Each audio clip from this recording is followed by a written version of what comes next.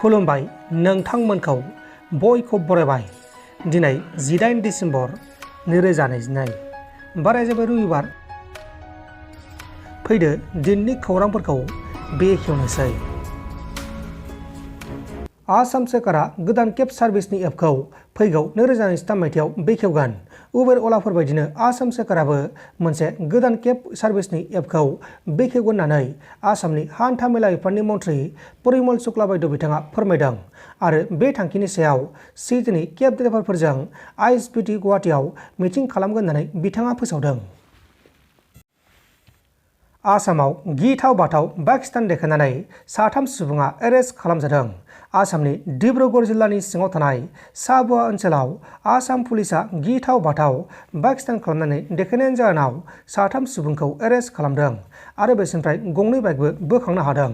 हमजानाय 3 सुबुंनि मुङा जाबाय रिकदम गबाइन, दिनाकार दुलिया आरो पलाशज्योति राजख'वा। दा बिसोरखौ एरेस्ट खालामनानै आयेननि बायदि साजा होनाय जासिगोन। आसाम सोरखारनि भिजिलेन्स आरो एन्टि करप्शन बिफाना लखिमपुर जिल्लानि बिपुरिया ट्रेजारि अफिसनि जुनियर एसिस्टेन्ट जगत चन्द्रनाथ बिथांखौ रां लाबाय थानाय समावनो उदाङै एरेस्ट खालामदों। जगत चन्द्रनाथ बिथाङा एनपिएस बिलनि खामानि मावनायनि सायाव रां जाख्ल'नो नाजादोंमोन। जिआरपिएफ रेल पुलिसा गुवाहाटी रेल बाजारनिफ्राय 130 किल'ग्राम गान्जा हमदों। राजधानी एक्सप्रेस ट्रेननिफ्राय बेफोर गान्जाखौ हमदों आरो हमनो हानाय गान्जानि बेसेना बाजाराव 13 लाख रांनि जागोन होननानै मिथिनो मोननाय जादों।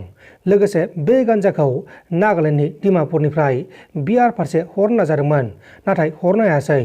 लोगोसे बे जाथायाव लोब्बा थानाय सासेबो दायनिगिरिफोरखौ बे समसिम पुलिसा एरेस्ट खालामथ'नो हायाखै।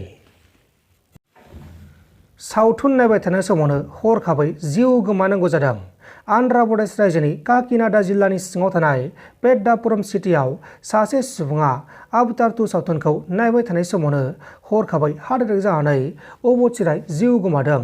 थैनाय सुबुंनि मुङा जाबाय लक्ष्मी रेड्डी श्रीनु आरो बिथाङा पेड्डापुरम सिटियाव सिनेमा हलाव गावनि फंबाय राजुजों बे सावथुनखौ नायगासिनो दंमोन। मोनसे गिख्रंथाव लामानि जाब्रबथायजों 3 सुबुङा जायगायावनो जिउ गोमादों। उत्तर प्रदेश रायजोनि बस्ती जिल्लायाव गंसे स्पिडआव खारबाय थानाय गारिया मासे निलगाय एबा मै बायदि मासे जुनारजों हरखाबै सौग्रावनानै जाब्रबथाय जानानै 3 सुबुङा जिउ गोमानायजों लोगोसे गुबुन 4 सुबुङा गोब्राब जोखोम जादों। बे समाव जोखोम जानायफोरखौ फाहामसालियाव फाहामथाय होगासिनो दङ आरो बे जाथाया बस्ती जिल्लानि सिङाव थानाय दादुरा पेट्रल पाम्प साखाथियाव जादोंमोन। बाक्सा जिल्लानि सिङाव थानाय आइथियाबारि बिद्या मन्दिर HS फरायसालियाव फिल'सफि आयदानि सासे आइजो फोरोंगिरिखौ सासे फरायसायानो थांनाय साननैसो सान सिगां आइ लाभ इउ बुंदोंमोन। उनाव बे आइ लाभ इउ बुंनाय बाथ्राया सोराङाव फैनानै आइ लाभ इउ बुंग्रा फरायसाखौ फरायसालिनिफ्राय एक्सपेल खालामनायबो जादों। आइ लाभ इउ बुंजाग्रा आइजो फोरोंगिरिनि मुङा जाबाय इलना देवान।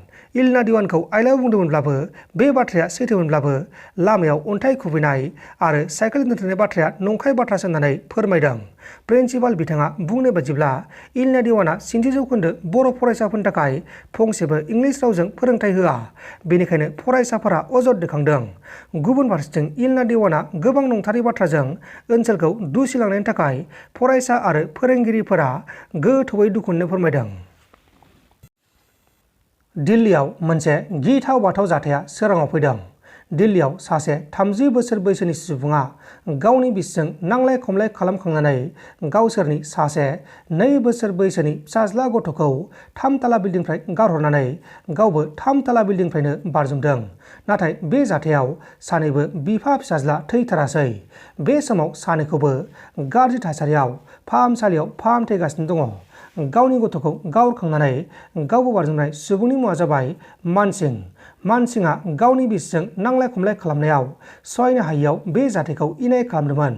दा बे जाथायखौ लानानै दिल्ली पुलिसा गावसोरनि खामानिखौ मावगासिनो दङ।